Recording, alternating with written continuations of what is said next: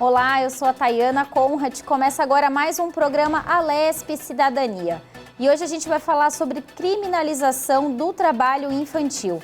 Por isso eu trago para conversar aqui com a gente o Dr. Hamilton Augusto, ele que é advogado, especialista em direito eleitoral e administrativo, vai contribuir aí com a gente sobre esse assunto, já que a gente vai tratar também de projetos de lei, né, que pretendem aí criminalizar o trabalho infantil, aumentar a pena também. Também trago para conversar com a gente aqui a Marta Volpi, ela que é assessora de políticas públicas da Fundação Abrinq, que também vai poder falar bastante sobre essa questão. Lembrando, né, que a Fundação Abrinq, ela atua pelos direitos da criança e do adolescente. Sejam bem-vindos, então, ao nosso programa Alesp Cidadania. E vamos começar, então, acho que eu vou chamar aqui a Marta para falar um pouquinho para a gente o que representa, né, o trabalho infantil hoje no nosso país, como que está essa situação? Queria que você falasse, então, para o nosso telespectador. Marta. Boa tarde, Tayana, muito obrigada pelo convite. Nós temos visto aqui no nosso observatório da criança e do adolescente, Tayana, que hoje, no Brasil, mais de 1.700.000 crianças trabalham, né? E uma boa parcela dessas crianças e adolescentes que trabalham, né, nas piores formas de trabalho infantil, que são os mais perigosos, que nós temos relacionados a atividades mais pesadas, com mais riscos à saúde, com mais riscos de acidente e com mais riscos à submissão da violência. Nós ainda não conseguimos verificar a questão de como é que está o trabalho infantil em relação à pandemia. Nós estamos aguardando aí os dados do ano de 2000 para fazer essa leitura, que nós ainda não temos, embora haja, né, muita sensação de que, devido ao cenário nacional, vai haver um aumento das condições de trabalho infantil, mas a realidade, então, até o ano de 2019, que a gente observa, já é grande e bastante alarmante.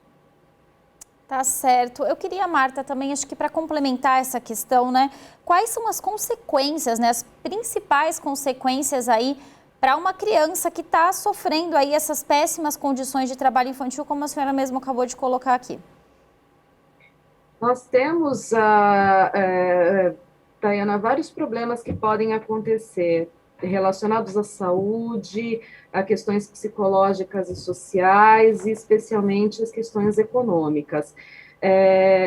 Ligadas à saúde, pode prejudicar no desenvolvimento da criança, por trazer consequências físicas, respiratórias, ou até mesmo no crescimento, no desenvolvimento do crescimento, psicológicas e sociais, porque essas crianças ficam sujeitas a ambientes que não são próprios para crianças, então elas acabam sujeitas a várias formas de violência, e também na questão econômica, porque elas acabam abandonando a escola, né, muitas vezes, e aí, sem estudo, acabam se tornando adultos que também acabam em subempregos, e perpetua-se o ciclo assim de pobreza dessas pessoas. Então a gente tem aí várias dimensões em que o trabalho infantil ele é prejudicial para a criança e ele vai ter consequência para ela na vida adulta.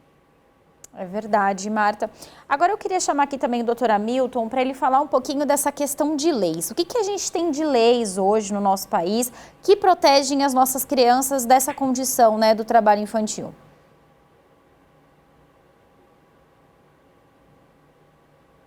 Boa tarde, Thay. Quero cumprimentá-la e cumprimentar todos que nos assistem, agradecer à Rede Alesp a oportunidade de cumprimentar a Mônica Volpi. É um prazer estar aqui falando com uma pessoa tão gabaritada no assunto. A Fundação Abrinq é uma fundação tão importante, principalmente nesse trabalho relacionado à criança, né, o adolescente. O que nós temos de lei hoje relacionado ao trabalho infantil, basicamente nada, né? Nós temos o Estatuto da Criança e do Adolescente, que rege aí a questão da criança criança, proteção à criança, mas mais no cenário de trabalhar ali conceitos e direcionamento de crianças infratoras, mas no que tange ao trabalho infantil, há previsão na Constituição, né, da vedação, há previsão em algumas regras do próprio Estatuto, mas não há uma criminalização, não há nada na legislação brasileira que puna a exploração do trabalho infantil.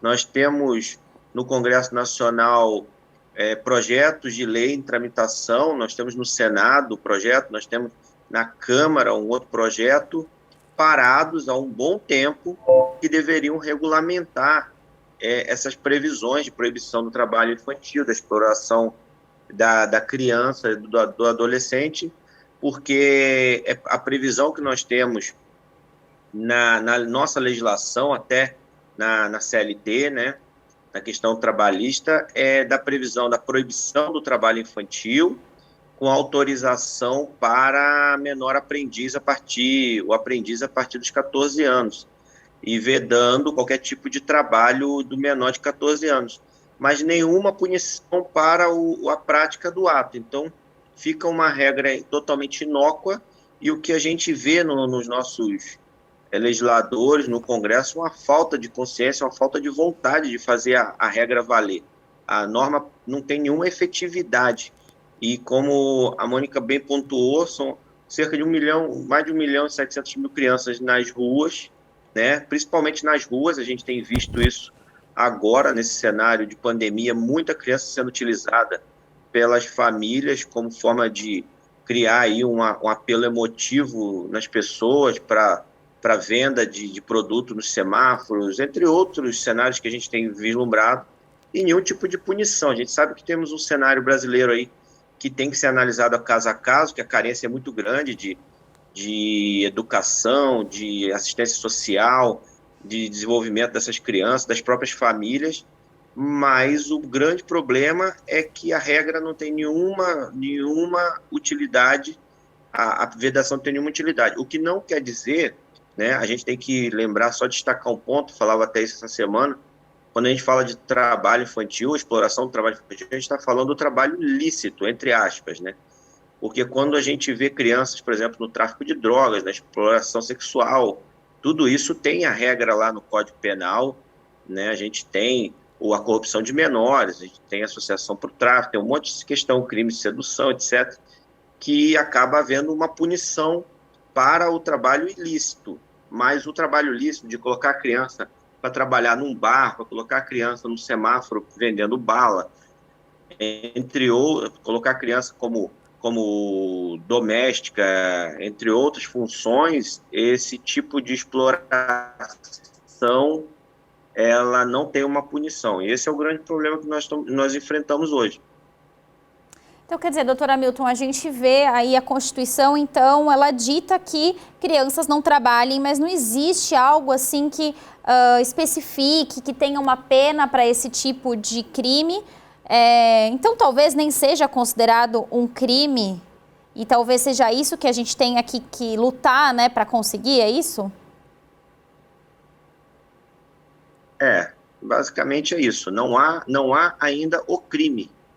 Há o projeto de lei para criminalizar o trabalho infantil, temos esse projeto, o 689517, temos um projeto no Senado, temos outros projetos que tramitaram na Câmara e foram se perdendo com o tempo no Congresso, mas o crime não existe. O grande problema é esse, não existe o crime. Então é difícil até punir, né? Não há como punir, é o famoso tigre de papel. A nossa legislação, ela tem muita regra, mas no final a efetividade da regra acaba se perdendo porque não tem o que fazer. Eu imagino o conselheiro tutelar, o juizado da infância e juventude tentando agir numa situação dessa em que ele não tem o que fazer, literalmente ele não tem o que fazer. Ele tem que tentar situações relacionadas aí a trazer para um outro conceito de tentar conscientizar e no caso, se for uma atuação ilícita, se for uma conduta ilícita de tráfico de drogas, de crianças que vão para o tráfico, que vão para a exploração sexual, aí sim, aí nós temos os crimes. Mas o trabalho que a gente poderia considerar assim, um trabalho lícito para pessoas adultas, né?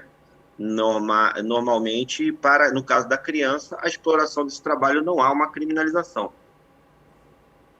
Quer dizer, então, existe aí esse crime, né? No caso, então, da gente flagrar uma criança aí vendendo drogas, mas, por exemplo, se a gente passa lá no farol todo dia, vê aquela criança naquela condição, às vezes, de chuva, às vezes à noite, né? Naquela situação de vulnerabilidade, a gente não tem para onde ligar, fazer uma denúncia? Como que funciona? E eu queria que também a Marta falasse um pouquinho sobre isso, já que a Fundação Abrinq também atua aí pelos direitos da criança. O trabalho, como disse o doutor Hamilton, né, muito bem colocado, o trabalho infantil ele é proibido, embora ele ainda não seja criminalizado, e a Fundação Abrinq também defende a criminalização como um dos meios para desestimular essa prática, né? Nós temos até algumas coisas já na legislação que falam um pouquinho a respeito do trabalho, da exploração do trabalho, da sujeição ao trabalho, mas ainda é pouco, né? Lá no crime de maus tratos, existe uma menção, né, da sujeição a trabalho excessivo ou inadequado. Na redução à condição análoga de escravo, tem um aumento de pena se é criança, se o crime for cometido contra criança ou adolescente. No crime de favorecimento à prostituição também, né, é específico para exploração sexual de criança ou adolescente ou vulnerável, lembrando que essa também é uma das piores formas de trabalho infantil. E também, assim, estar fora da escola pode configurar o crime de abandono intelectual, né? Mas, como o doutor Hamilton coloca, especificamente explorar o trabalho infantil, submeter a criança ao trabalho e beneficiar-se desse trabalho não é tipificado como crime no nosso país, porém é proibido. E nós temos os canais de denúncia, que pode ser tanto o Disque 100, que é o canal nacional, anônimo, quanto o Ministério Público do Trabalho, né? O Conselho Tutelar, como o doutor Hamilton falou, também pode ser uma via para se fazer essa denúncia. E é importante que a sociedade denuncie quando vir uma situação de trabalho infantil, que não se naturalize isso, né? Esse mito de que é melhor trabalhado, que está na rua, ou que é melhor trabalhado, que está roubando, é uma coisa que a gente sempre tem colocado. A Fundação Abrinq, há pouco tempo, lançou, inclusive, uma campanha disponível na internet, nãoaotrabalhoinfantil.org.br, onde a gente tenta trabalhar justamente esses mitos para dizer que o lugar de criança é na escola, se desenvolvendo, brincando, né? E que o trabalho não é a única ocupação do ser humano, especialmente quando ele é criança, né? E a criança, ela tem ocupações específicas e que tem que se considerar para a idade dela. Em relação ao tráfico, como o doutor Hamilton muito bem colocou, é a forma mais conhecida, né, de trabalho infantil, que é punível, mas nesse caso o punível é do próprio adolescente, né, quando ele é flagrado cometendo esse crime. Então, embora ele também, a venda de droga também seja considerada uma das piores formas de trabalho infantil pela lista TIP, nesse caso, o adolescente ele é submetido a uma medida socioeducativa, né? Pela exploração desse meio de trabalho. A gente precisa, de fato, começar a olhar para estes aliciadores, a gente precisa começar a olhar para esses exploradores e pensar numa pena para eles, né? As empresas que se utilizam de mão de obra irregular, elas têm uma multa que é aplicada de acordo com a CLT, mas o indivíduo que capta essa mão de obra e que submete, que muitas vezes está diluída na cadeia produtiva, né? Não necessariamente você vai encontrar essa criança num chão de fábrica, mas você encontra com ela, né, assim, inserida em algum momento da cadeia produtiva, esse sujeito ele precisa de fato responder criminalmente.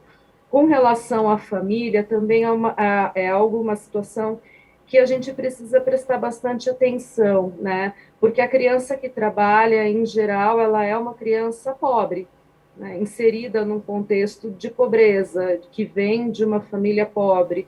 E, muitas vezes, essa renda do trabalho da criança, ela compõe a renda familiar. Então, como o doutor Hamilton colocou, as histórias, cada história é uma história.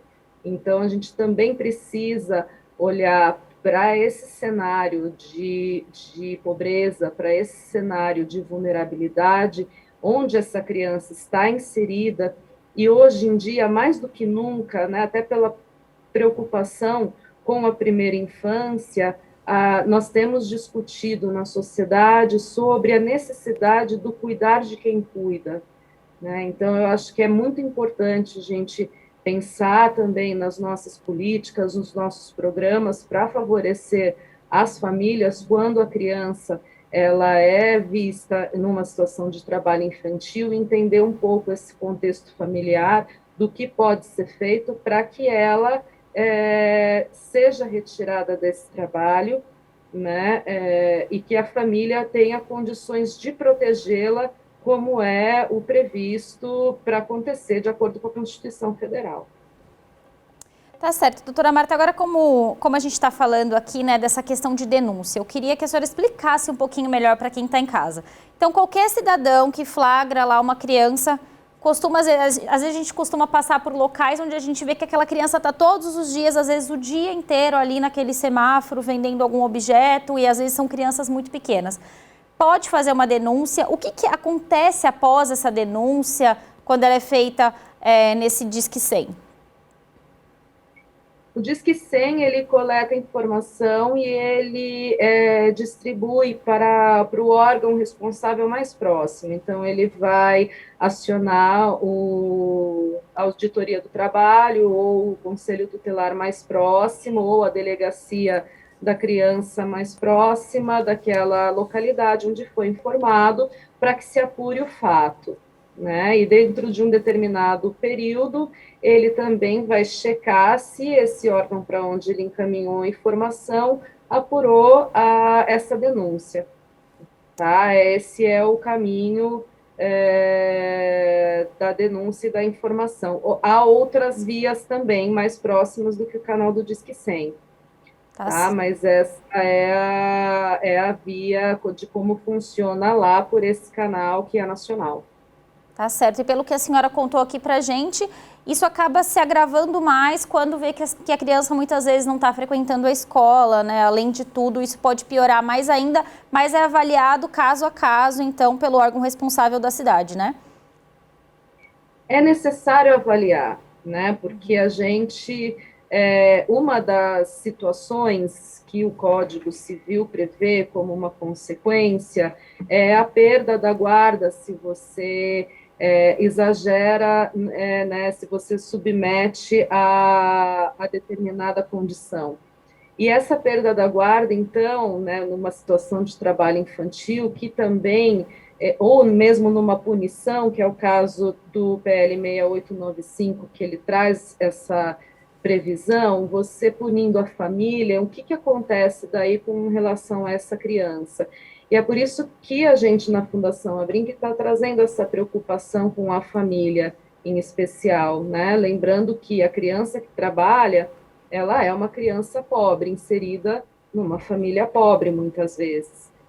Então, a gente também precisa pensar em inserir essa família em programas de apoio, para que ela possa superar essa condição de pobreza, em programas de transferência de renda, enfim.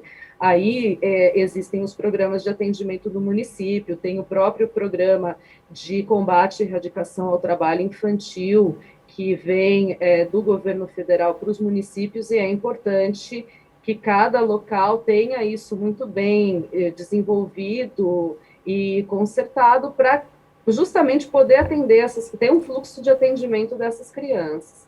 Acho que o principal desafio hoje é a gente receber essa criança nos serviços e saber qual encaminhamento dá, tanto para elas quanto para as famílias. Tá certo, doutora Marta. Porque tinha essa situação de trabalho infantil. E eu queria também que o doutor Hamilton explicasse um pouquinho. A gente está falando de projetos de lei, né, que pretendem criminalizar o trabalho infantil, e a gente está falando bastante do 6895 de 2017. Eu queria, doutor Hamilton, que o senhor explicasse um pouquinho melhor do que se trata.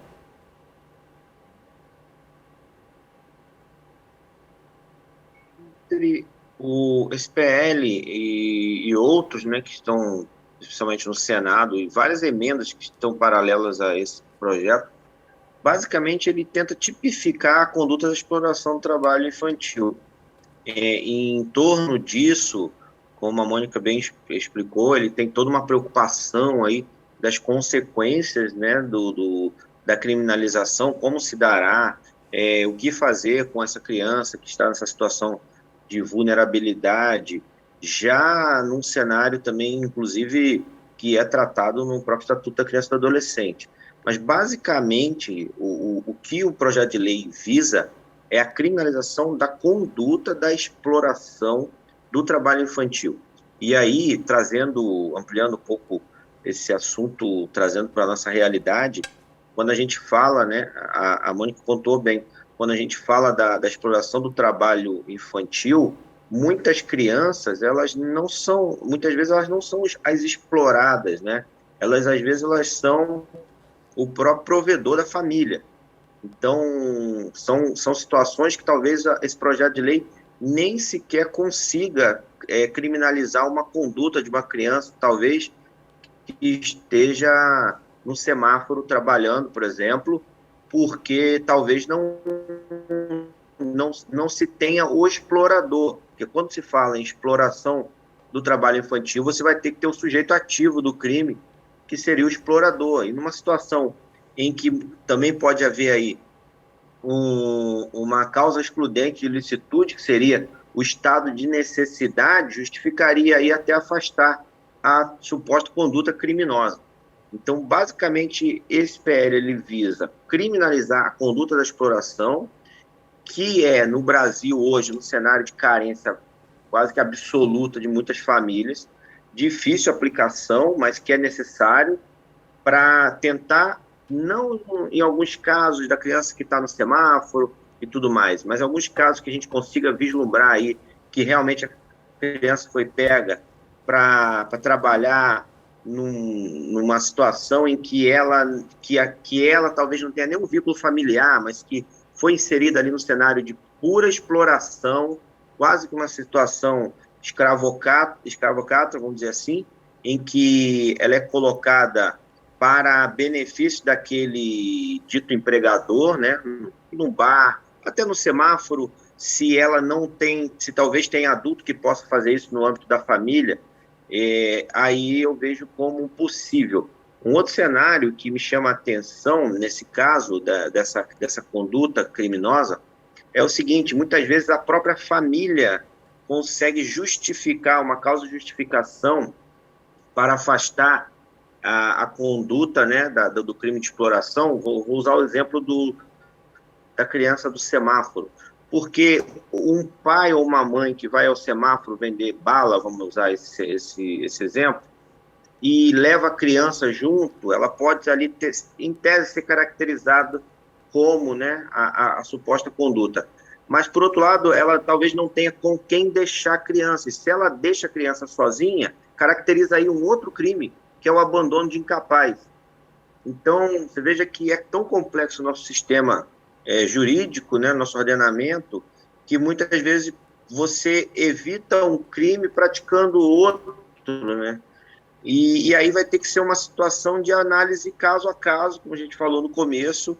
O fato é que se isso vai ter que ser analisado, como a criança é utilizada, como é introduzido o trabalho na vida da criança, se é uma situação de extrema necessidade, e a gente vai cair sempre, sempre, sempre na situação da assistência, das políticas públicas, de como amparar, e a rede, como a a Mônica pontuou, a rede que a criança está envolvida, a rede de proteção familiar, amparar essa rede é uma forma de tirar essa criança dessa situação de vulnerabilidade. Então, mas o PL e os outros projetos, eles têm a intenção de criminalizar a conduta da exploração. Daí eu vejo alguns pontos de difícil aplicação, mas que é importante que comece a criar, no mínimo, uma forma de intimidação, que é isso que a legislação criminal ela tem esse intuito, a pena tem esse intuito, né, de intimidar para que alguns crimes não sejam praticados. E eu vejo que nós temos que fazer alguma coisa, não dá para deixar como está. É verdade. Doutora Milton, eu vou pedir licença, então, para vocês, para a gente fazer um intervalinho, e aí na volta do nosso próximo bloco a gente vai falar um pouquinho mais sobre essa questão da lei também. Então, eu queria agradecer e pedir aí só um minutinho para vocês.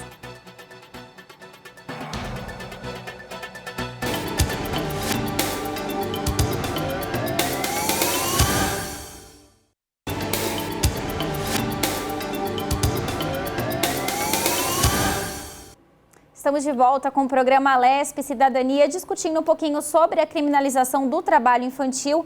Por isso estamos aqui com o doutor Hamilton Augusto, ele que é advogado, especialista em direito eleitoral e administrativo, e também com a doutora Marta Volpe, ela que é assessora de políticas públicas na Fundação Abrinq e também especialista em direito processual civil. E a gente vai continuar essa discussão.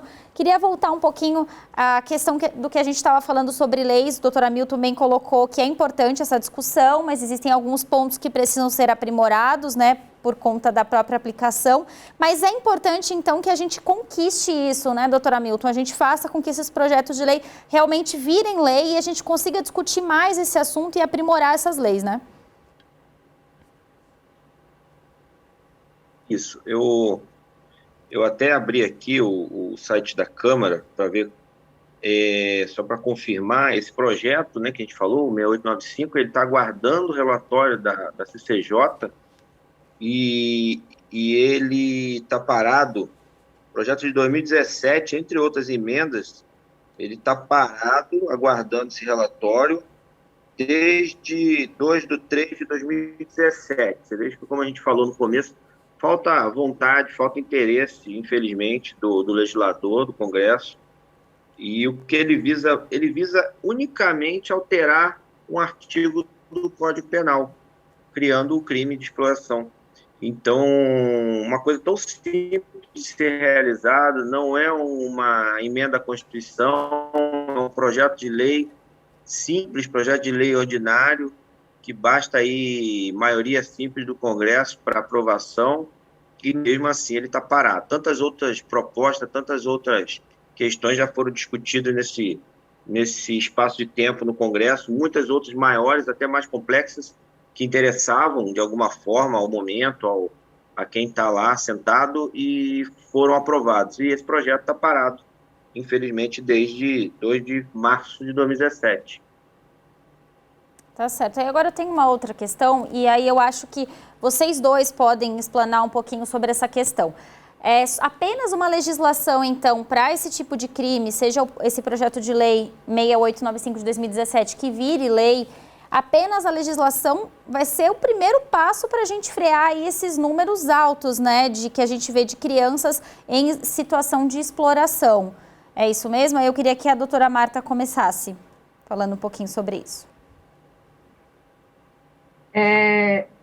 A legislação é um dos pontos, como o doutor Hamilton colocou, ela é um pontapé inicial para a gente tentar mudar toda uma cultura. Ela é uma forma de inibir essa prática, né? A partir do momento que você sabe que é crime, que você pode responder por isso, então é mais uma forma de desestimular essa prática, essa exploração. Doutora Milton colocou coisas muito importantes com relação aos aprimoramentos que cabem ainda nesse PL, né? Então, apesar dele estar aguardando. Eu acho que é importante a gente acrescentar esses aprimoramentos sobre as excludentes de ilicitude, né? E isso é muito importante constar do PL, porque o acesso à justiça no nosso país ele ainda é muito desigual, né? A desigualdade, inclusive, ela é um dos pontos que a Fundação Abrinq vem apontando incisivamente em todas as publicações, e ela aparece aqui na desagregação dos nossos dados relacionados ao trabalho infantil, que a maioria das crianças que trabalha, desses dados que nós apuramos, são crianças negras, inclusive. Então, a gente sabe das dificuldades depois de se constituir provas, né, de quem está em que determinada situação. Então, é importante que a lei já tenha as previsões de quando não será considerado crime, em quais situações a família não responderá e sim será inclusa em programas de assistência. Há outros aprimoramentos que a gente identificou que também tem a ver com essa questão, Tayana, com relação à pena, né? A gente percebe aqui também, a Fundação Abrinq também apontou isso num estudo que nós lançamos esse ano, chamado Caderno Legislativo, ele está disponível no nosso site, inclusive, que a pena de detenção, né, de reclusão de 2 a 4 anos, ela é uma pena baixa, que ela deveria ser pelo menos como a pena para o crime de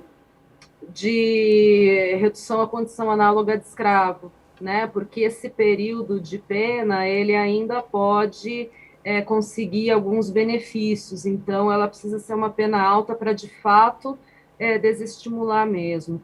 E fora isso, tem algumas outras questões também de cunho técnico, porque ele fala a respeito do trabalho para menores de 14 anos, sendo que a Constituição, ela proíbe, na verdade, o trabalho até os 16, né? De 14 anos a 16 é somente na condição de aprendiz, então ainda cabem alguns aprimoramentos. Então é importante que a questão caminhe, como o doutor Hamilton colocou, e é importante que ela caminhe levando em consideração esses aprimoramentos que são necessários para que a gente, de fato, consiga fazer a justiça como ela precisa ser feita, colocando a criança numa situação segura e de proteção e de desenvolvimento, atendendo as famílias e condenando aqueles que explorarem esse trabalho, né, fazendo, de fato, a leitura da situação quando ela for posta nessa forma.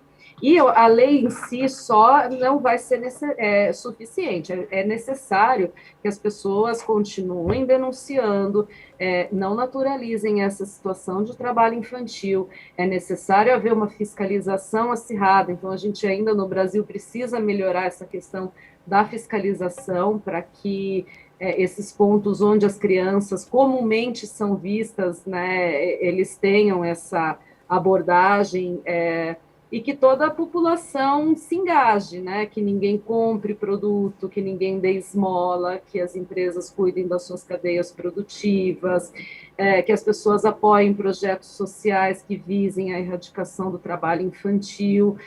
Enfim, né, é necessário um movimento amplo de toda a sociedade para a gente conseguir mudar essa realidade, né, incluindo políticas econômicas também para melhorar a situação de vida dos adultos, das famílias onde estão essas crianças.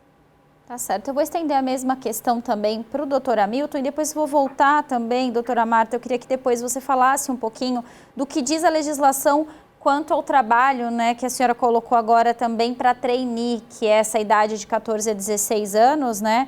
E aí eu queria que a senhora depois falasse só um pouquinho do que a legislação permite, né, para essa idade. Doutora Hamilton, agora eu estendo a mesma questão que eu fiz para a doutora Marta, também para o senhor sobre, então, essa questão da legislação é o primeiro passo para que a gente diminua aí o número de exploração infantil, né?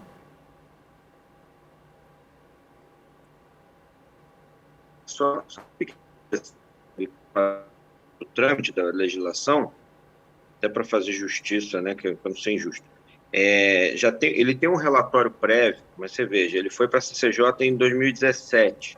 Ele tem um relatório prévio, né, sobre a mudança, apoiando, né, um relatório favorável a essa aplicação desse dispositivo no Código Penal, e, no entanto, ele retornou ao relator, porque quando foi em março desse ano, foi apensado um outro projeto de lei, o 4455 de 2020, que, na verdade, nada tem a ver com o Código Penal. Você veja que o legislador ele faz uma imensa confusão, tem a ver com a aplicação de um artigo lá no ECA, no Estatuto da Criança e do Adolescente, sobre atividade insalubre.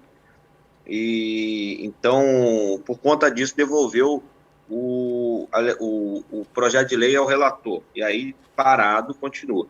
E ele aplica uma ressalva que ele faz no PL 6895, que excetua dessa legislação, dessa conduta criminosa de exploração sexual, exploração do trabalho infantil, perdão, a atividade infanto-juvenil num cenário lúdico, esportivo, educativo, artístico. Então, ele afasta a conduta criminosa quando for esse tipo de atividade.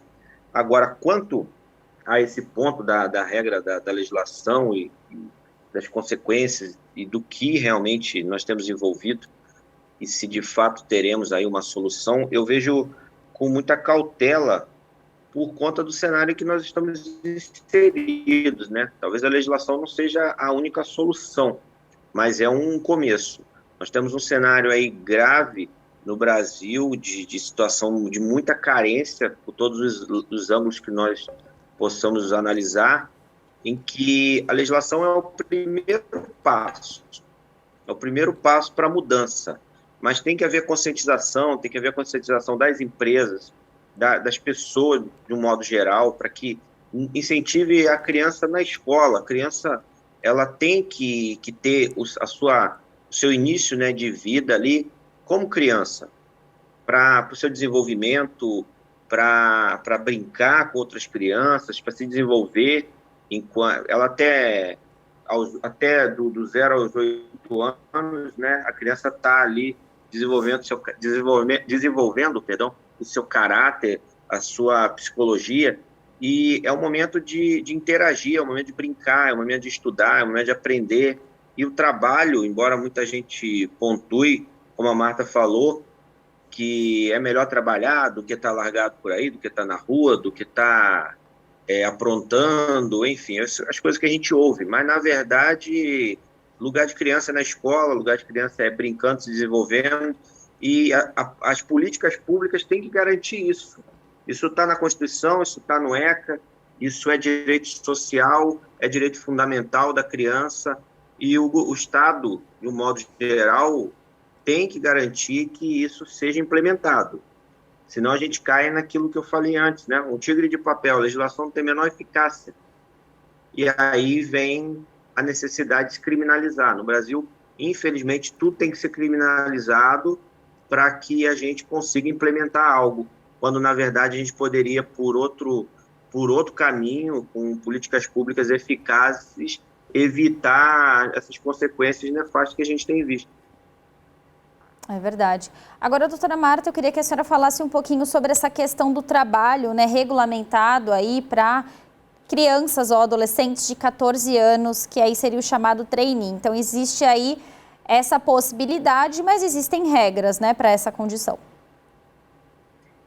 Exatamente. Esse trabalho ele já está excepcionado na Constituição Federal, quando ela proíbe qualquer trabalho a menores de 16 anos, ela já excepciona o trabalho na condição de aprendiz a partir dos 14 anos. Então, podem ser aprendizes os adolescentes a partir dessa idade, até jovens de 24 anos de idade, exceto pessoas com deficiência, que daí não tem esse limite.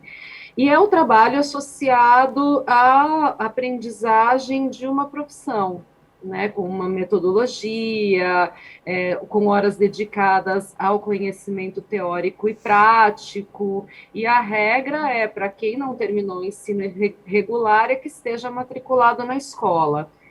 tá? Então, além da empresa, as empresas precisam ter um plano, né, de contratação, quem vai fazer a formação precisa ter essa formação registrada no Ministério Público do Trabalho também, e esses jovens, então, eles podem ser contratados por um período de tempo, é um contrato de trabalho, é um contrato especial de trabalho, tem direito previdenciário, tem anotação na carteira, tá? Só que ele é na condição de aprendiz. E é uma forma de preparar esse jovem para o mercado de trabalho, é uma forma de inseri-los, né, nesse mundo do trabalho de uma maneira legal e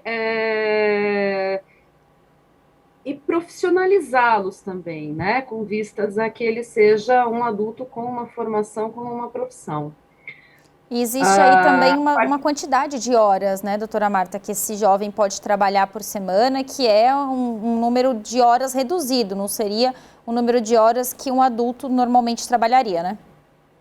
Exato, ele pode trabalhar até 6 horas por dia, inseridas aí as horas de formação técnica também, não só as práticas, e a partir dos 18, só que daí ele poderia ser contratado com as 8 horas plenas, ele não pode fazer hora extra, né, não pode ficar além do horário, então tem uma série de regras de fato que precisa observar. As férias devem coincidir com as férias escolares, e a frequência na escola. Eu acho que o principal é que assim, ele fica contratado se ele estiver matriculado e frequentando o ensino regular, porque é importante que ele conclua o ensino né, a educação básica. Eu acho que é fundamental, que a educação no nosso país, ela é de fato que diferencia depois a condição dessa pessoa em relação à renda e ao mercado de trabalho no futuro. Agora, doutora Marta, esse mês também de junho, né, dia 12 de junho, se eu não me engano, foi o Dia Mundial contra o Trabalho Infantil. Eu também queria que a senhora destacasse a importância dessa data e peço desculpa que acho que a senhora ia concluir a questão anterior. Tudo bem, a gente fala bem abrangente. Esse dia ele foi instituído pela OIT como um dia mesmo para a gente refletir sobre essa importância desse combate, dessa proteção à criança.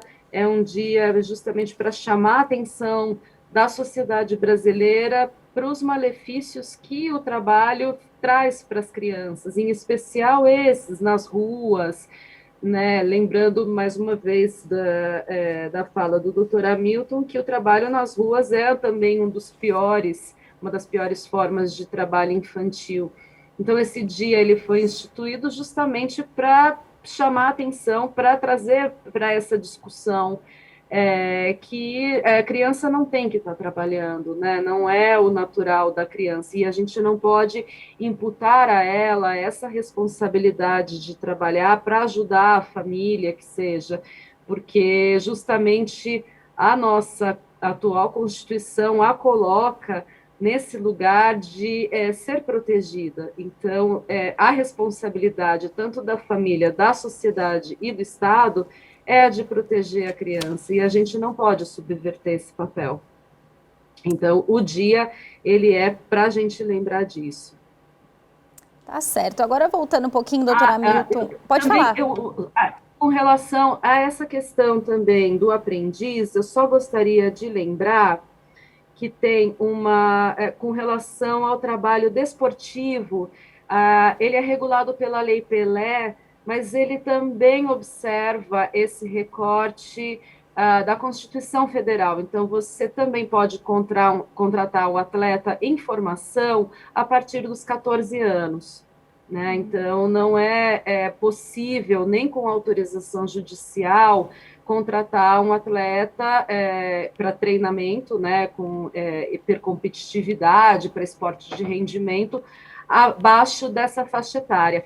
E isso me chamou atenção porque é um outro aprimoramento do projeto de lei, quando ele fala que não é trabalho artístico, de concursos de beleza, e ele inclui também o trabalho desportivo nesse mesmo grupo, que o trabalho desportivo não, ele é a partir dos 14, dentro da mesma regra constitucional. Tá certo. Agora, doutora Milton, voltando também a essa questão, né, falando ainda de aprendiz, eu queria que o senhor desse até a sua opinião sobre essa questão. Será que talvez não seria aí uma brecha, né, da lei para a exploração do trabalho? Porque a gente sabe que não existe uma fiscalização efetiva para esse tipo de trabalho também. Então, talvez aí não seria mais uma brecha para a gente ver aumentar aí esse crime, ou ainda não é crime, né, de exploração infantil?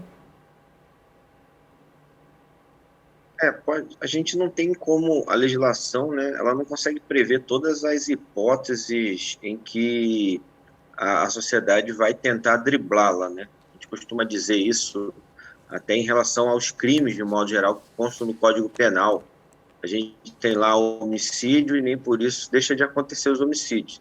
Agora, o que, como bem pontuou a Marta, o que a legislação propõe quando fala do trabalho do aprendiz é que ele se desenvolva. Seria um trabalho profissionalizante e que ele tem que cumprir os requisitos, em especial estar devidamente matriculado e estudando, cumprindo a sua grade curricular e se formando, se alfabetizando, se formando. Então, há requisitos para tal e a legislação ela vai nesse sentido de fiscalizar se está sendo cumprido tais requisitos. Agora, quanto à utilização para driblar essa legislação, a gente sabe que acontece, e vai acontecer sempre, né? O jeitinho que se encontra, se dá no Brasil, a gente vê ele no Código Penal inteiro. Sempre tem uma forma de driblar o que está previsto na legislação. Mas, para isso, os órgãos de controle têm que fazer uma fiscalização mais a fundo, uma fiscalização mais permanente. O Ministério Público tem que ficar em cima, o Conselho Tutelar. Nós temos órgãos importantes com atribuição para cumprir esse papel. O grande problema também é que, quando a gente vai analisar alguns órgãos que têm uma função de grande importância e que atuam principalmente nesse caso, que seria aí o Conselho Tutelar, eles são muito mal estruturados, né? Fica a cargo das prefeituras, a estruturação do Conselho Tutelar. Alguns têm uma boa estrutura, outros nem tanto, outros sequer têm estrutura, né? E isso acaba prejudicando esse trabalho de fiscalização, que poderia ser muito mais eficaz. Agora, a legislação ela não tem como prever todas as hipóteses, né, de desvio que a sociedade possa dar a uma norma, mas a norma precisa estar ali, ela precisa ser cumprida. E cabe aí os órgãos fazerem ela funcionar efetivamente, porque, do contrário, a gente acaba ficando sem nenhuma regra, e sem nenhuma regra a gente cai naquela questão de um por todos, todos por um, né, que não é o ideal na sociedade. As crianças, elas são a parte mais frágil de todo o conjunto da sociedade. Elas têm que ser protegidas, e isso está na Constituição, isso está no Estatuto da Criança e do Adolescente, e o Código Penal ele vem para dar uma fortalecida nesse âmbito. Tá certo. Eu queria agradecer, doutor Hamilton Augusto, né, pela participação aqui no programa Alesp Cidadania, e queria agradecer também a doutora Marta Volpi. Muito obrigada. Já estendo o convite aí para próximas oportunidades, que eu acho que a gente vai ter que discutir esse assunto mais vezes aqui, até para a gente atualizar o nosso telespectador sobre esses projetos de lei. Muito obrigada. Obrigada, Tayane. Esse foi mais um programa. Obrigado, doutora Marta. Foi uma satisfação. Estou sempre às ordens. Obrigada. Esse foi mais um programa Alesp Cidadania. E para você rever esse programa, acesse a nossa plataforma no YouTube da Rede Alesp. Muito obrigada e até um próximo programa. Tchau, tchau.